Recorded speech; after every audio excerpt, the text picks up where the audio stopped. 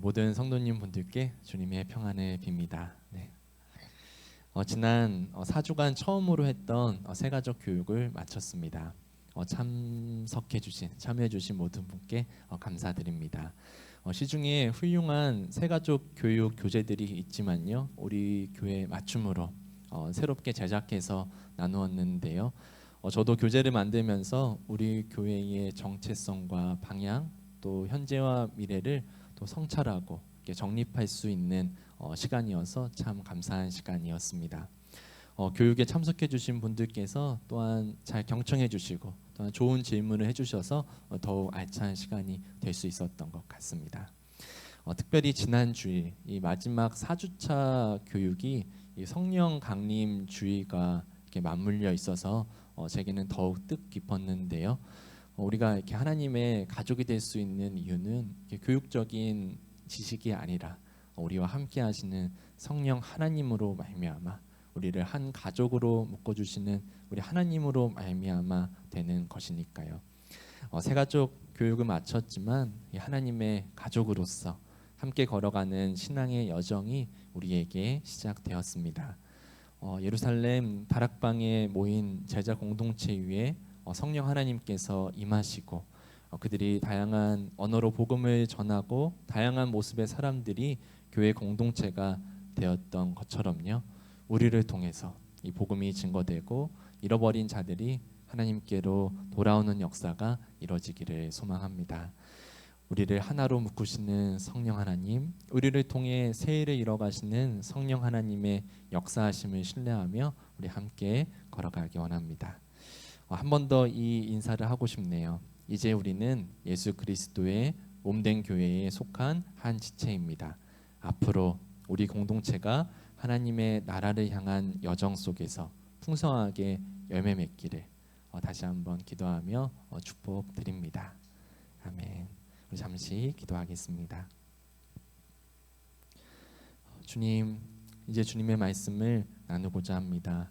주님의 참 복음의 진리를 바르게 잘 전할 수 있도록, 잘 들을 수 있도록 성령 하나님께서 우리를 한 가족으로 부르시고 묶으시는 살아계신 성령 하나님께서 이 시간 우리 마음 가운데 신실하게 역사하여 주시옵소서. 예수님의 이름으로 기도드립니다. 아멘.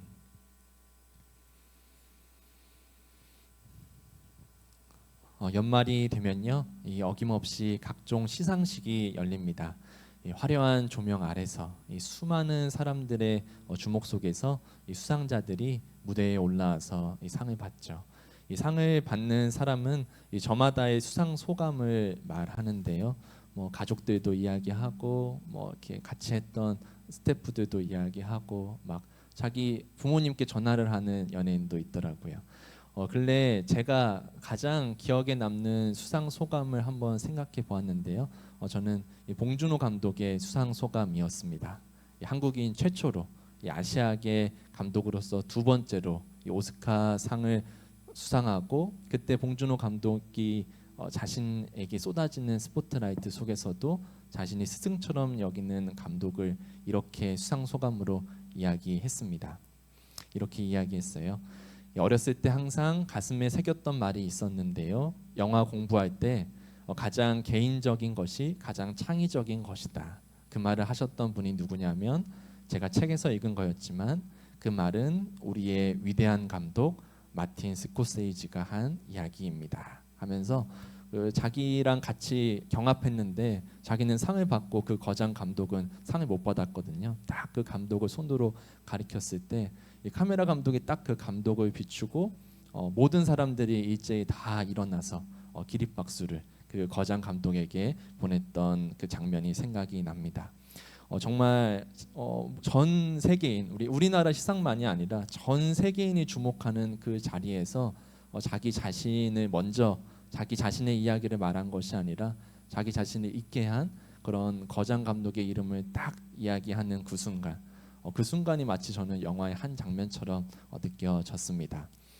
이런 모습을 오늘 우리가 함께 읽은 말씀의 장면에서도 찾아볼 수 있는데요. 이 많은 사람들의 시선이 자신에게 향하고 이 자신을 드러낼 수 있는 그때 자기 자신을 통해 일하신 하나님을 분명히 밝혔던 이 베드로의 모습입니다. 베드로는 자신의 능력이 아니라 자신의 경건이 아니라 예수의 이름으로 나타난 기적이라고 말하는데요. 예수의 이름으로 나타난 기적이 오늘 우리에게 주는 의미는 무엇인지 함께 나눠보고자 합니다. 유대의 전통을 따라 예루살렘 성전에 올라가 3번 기도했던 유대인들 속에 이 베드로와 요한도 있었습니다. 유대인 권력자들에 의해서 이 지역 회당에서는 쫓겨나는 신세였지만 이 국가 공공 이 종교 시설이었던 이 성전에는 기도하러 올라갈 수 있었죠. 예수님의 부활과 승천하심 직후에 이 초기 제자들은 이 구약 말씀만 믿고 따르는 유대교와 이 완전히 분리된 모습은 아니었습니다. 오히려 예수님을 통해서 유대 전통이 그 구약의 말씀이 완성되었다고 믿었기 때문에 이 제자들이 예수님을 믿으면서도 유대교 성전에 올라가서 기도를 드렸던 것입니다. 이 점차 시간이 지나면서 이 유대교와 그리스도교가 더 완전하게 이렇게 분리되었습니다. 그렇게 기도하기 위해서 이방인의 뜰에서 여인의 뜰으로, 이 여인의 뜰에서 이스라엘의 뜰로 그 들어가는 미문에서 이 구걸하고 있던 이 나면서부터 걷지 못한 이 지체 장애인 유대인 남성을 마주하게 됐죠. 이 혈통의 차이로, 성별의 차이로, 신체적 결함의 유무로 이 거룩함과 부정함이 정해지던 성전 시대의 모습을 우리에게 보여주고 있습니다. 그러나 그 지체 장애인의 치유 기적을 통해서 이 성전 시대는 끝나고 모든 사람 위에 모든 육체 위에 임하시는 성령 하나님의 시대가 진정 도래하였음을 시작되었음을 하나님은 그 치유 기적을 통해서 나타내 보이셨습니다. 혈통, 성별, 신체적 결함과 같은 이 시대적 조건을 넘어서 성령 하나님은 모든 육체 위에 오셨고 우리를 하나님이 머무시는 성전으로 삼으신 것이죠. 이 사건은 한 사람의 치유 기적을 넘어서 한 시대의 한계를 넘어서는 하나님의 기적을 함의하고 있습니다. 그런데 그 기적의 통로가 되었던 베드로에게 기적을 지켜보던 사람들의 시선이 쏠리기 시작합니다. 이 마치 기적을 일으켰던 예수님을 왕으로 삼으려고 했던 군중들의 눈빛처럼 말입니다. 기적을 보고 크게 놀란 사람들은 솔로몬의 행각에 모이기 시작했습니다. 이 솔로몬의 행각은요, 이 성전 가장 바깥에 있는 그 이방인의 뜰에 있는 이 동쪽에 있는 긴 이 성벽이 있고 기둥이 있고 그 안에 그 기둥 사이에 있는 복도를 말하거든요. 이렇게 말로 하면 이해하기 어려워서 제가 사진 한 장을 가져왔습니다. 저 사진이 성전은 아니에요. 예를 들어서 비슷한 걸 좀 가져왔습니다. 위에 지붕 뚜껑이 있고 기둥이 있고 그 기둥 사이에 복도가 있잖아요. 그 복도 통로 구간을 행각이라고 부릅니다. 이 성전 구조를 보시면 동쪽에 저 노란색 보이시죠? 쭉 길게 나 있는 저 동쪽 행각을 솔로몬의 행각이라고 말합니다. 이 솔로몬의 행각이라고 부르는 이유는요. 실제 솔로몬이 지어서 그 남겨져서라기보다는요. 이 솔로몬의 전통을 계승한다는 의미로 솔로몬 성전의 그 전통을 계승한다는 의미로서 솔로몬 행각이라 부릅니다. 이 솔로몬이 지은 첫 번째 성전은 바벨론 제국에 의해서 다 파괴되었고요. 바벨론 포로기 이후에 그 유대 총독이었던 수룹바벨에 의해서 성전이 재건되고 그리고 후에는 헤롯 왕에 의해서 더 리모델링이 아니라 더 중축, 더 크게 새롭게 지어진 성전이 바로 예수님 시대, 바로 사도행전 시대의 지금의 성전입니다. 그 성전에서 솔로몬의 행각은 넓고 개방된 외곽 장소로서 많은 사람이 모이는 대중적인 장소였습니다. 이방인의 뜰에 위치해 있으니까요. 당연히 이방인도 올 수 있고 뭐 여자도 종도 다양한 사람들이 올 수 있었고요. 또 이곳에 상인들과 이 환전상들이 있었습니다. 또한 이 율법 교사와 랍비들, 일반 백성들이 모여서 토론하고 배우던 장소였습니다. 요한복음 10장을 보시면 예수님께서도 이 장소를 거니시다가 유대인들과 토론을 벌이시기도 하셨죠.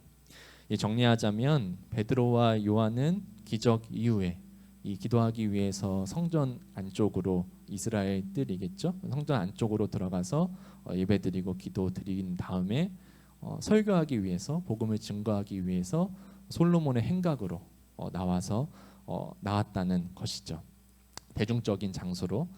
사람들도 그래서 베드로와 요한을 쫓아가서 성전에 들어간 게 아니라 이 다 같이 모였던 대중적인, 그렇게 가르침이 있었던 그 넓은 장소에 모였던 것이죠. 아까 그 그림을 기억해 보시면 이게 그 경계에 있거든요. 바깥으로는 성전 바깥이고 안쪽으로는 그 이방인의 뜰이고, 그래서 그 마지막 라인에 있는 그 긴, 아주 길고 넓은 장소였기 때문에 몇천 명도 모일 수 있는 그런 장소였습니다. 성전의 중심이 아니라 성전의 바깥으로, 이 성전의 경계선을 넘어서 온 세상으로 향하는 복음의 방향성도 우리가 발견할 수 있습니다. 이 솔로몬의 행각으로 기적을 일으킨 베드로를 향해서 사람들은 모여 들었습니다. 바로 이곳에서 베드로의 또 한 번의 설교가 시작되었습니다. 베드로는 먼저 기적을 신기해하면서 자신을 쳐다보고 있는 사람들을 향해 왜 이 일을 신기롭게, 이상하게 여기냐고 되묻습니다. 이어서 베드로는 자신과 요한이 개인적인 능력이나 경건으로 지체장애인을 걷게 한 것처럼 자신들을 주목하는 것은 옳지 않다고 선언하고요. 그 기적의 장본인이자 원천인 예수님을 증거합니다. 아까 제가 제자들이 유대교 전통을 따른 이유는 이 구약 성경의 말씀을 완성하신 분이 예수님이심을 믿었기 때문이라고 이렇게 이야기했잖아요. 베드로는 먼저 그 내용을 설교합니다. 구약 성경에 하나님이 파송하신 예수님, 그 예수님을 바로 여러분이 십자가 죽음으로 내몰았다고 날카롭게 지적하죠. 이 내용이 사도행전 3장 12절에서 15절까지의 말씀인데요. 우리 한번 기억하면서 함께 읽어보기 원합니다. 함께 읽겠습니다. 베드로가 말하였다.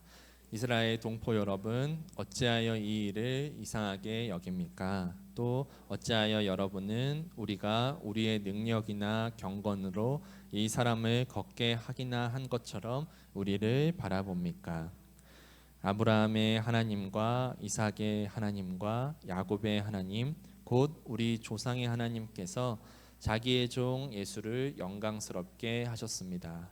여러분은 일찍이 그를 넘겨주었고 빌라도가 놓아주기로 작정하였을 때에도 여러분은 빌라도 앞에서 그것을 거부하였습니다.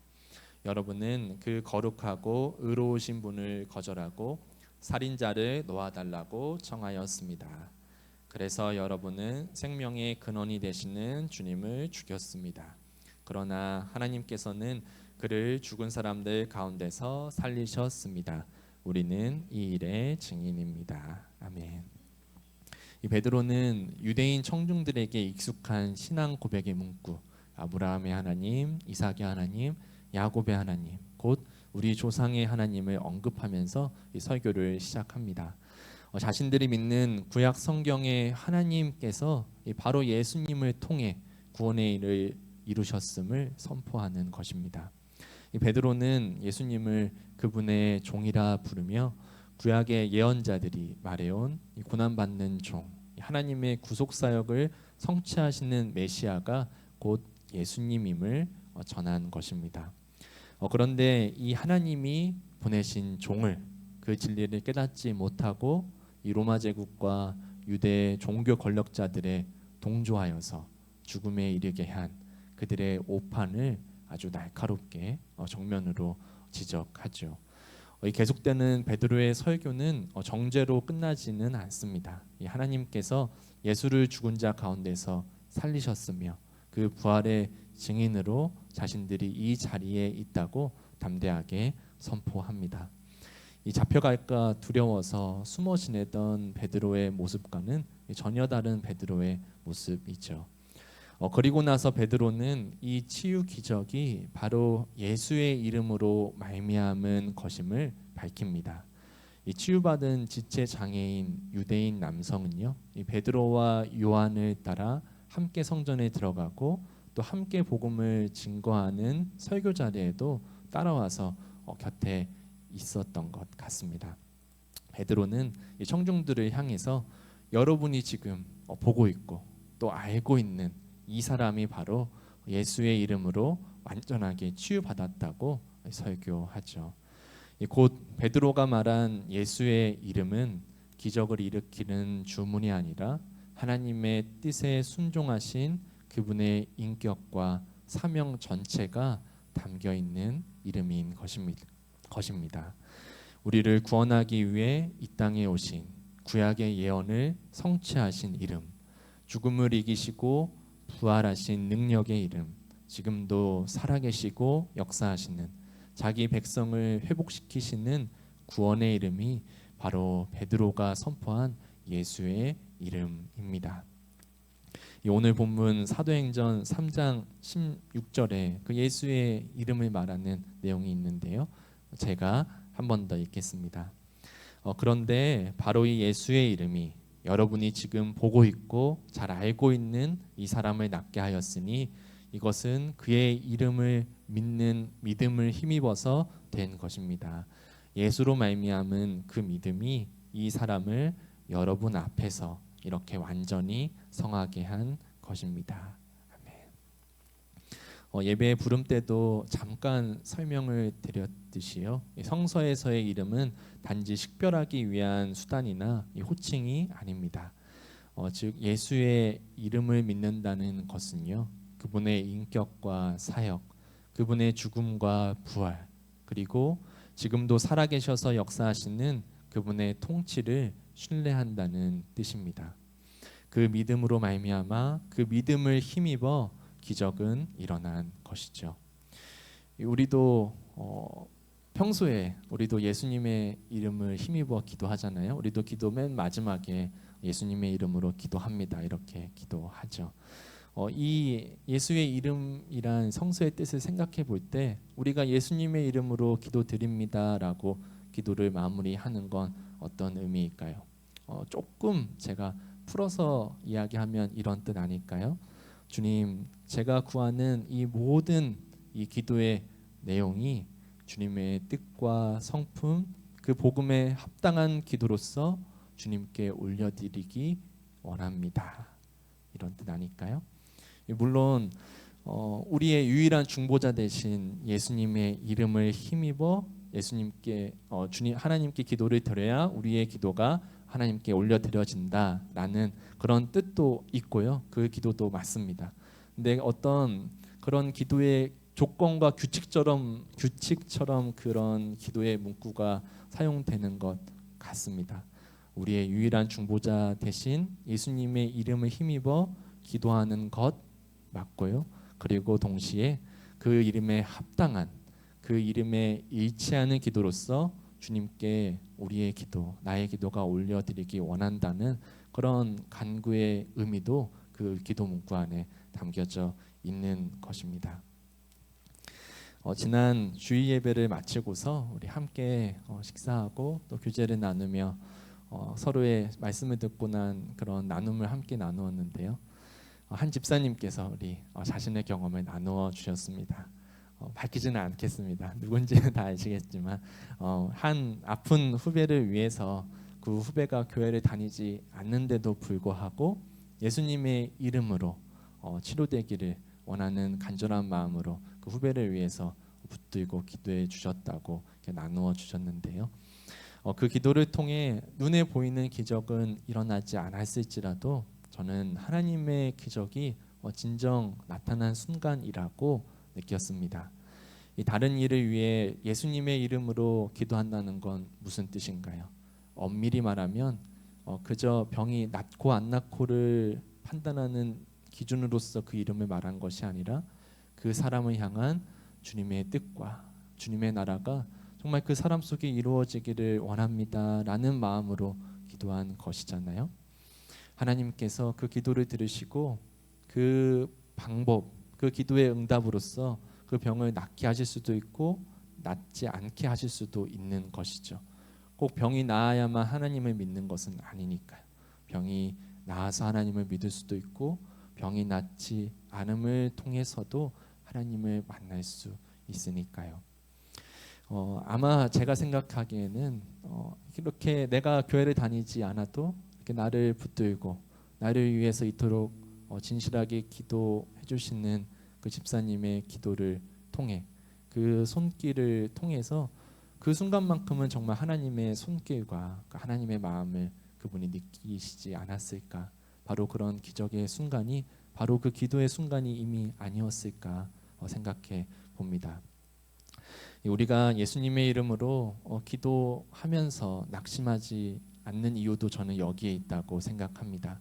우리가 원하는 대로 우리가 기도하는 대로 되지 않을지라도 우리 뜻이 아닌 하나님의 뜻이 이루어지기를 원하는 그 마음 때문에 우리가 다 헤아릴 수 없고 다 측량할 수 없는 그 높고 크신 하나님의 뜻이 이루어질 것을 우리가 소망하고 신뢰하기 때문에 우리가 예수의 이름으로 우리를 위해서 또 다른 일을 위해서 기도할 때 우리 뜻이 이루어지지 않아도 낙심하지 않는 것이죠.